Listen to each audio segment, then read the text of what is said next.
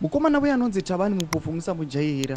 Tabani Mupofu oya achipedza gakava rose, oya achitonodza vanhu ve the ruling party ZANU-PF vari kupembera vachiti aiwa mutungamiri wenyika Idi Mnangagwa ava chairperson weSADC, zvichiita as if acharamba achigarapo nousingaperi. Anoburitsa this article yeSADC, article yeSADC inonatsoratidza kuti chii chinombonzi SADC chairman uye zvinolasta for how long. Sandapinda mashoko abuda achitaurwa panapa naTabani Mupofu, notibva wasubscribe ulike utina on the bell icon. Unotanga posta picture ramuri kuona rakanzi Consolidated Text for the Treaty of the Southern African Development Community, treaty yeSADC. Anouya obva aposta this article number 10 yakanzi the summit, ndobva aenda item number 4 pakanzi the summit shall elect a chairperson and a deputy chairperson of SADC from among its members for 1 year on the basis of rotation. Ndopauya akapedza masports akati aiwa yes vanhu musachiona sechinhu chikuru tasikuti it is an achievement. Aiwa ari kuchivadza kuti vakomaraka chinhu chinongoti chinongoya munyika yeZimbabwe for only 1 year chotorova pasi aichatowanikwe futi.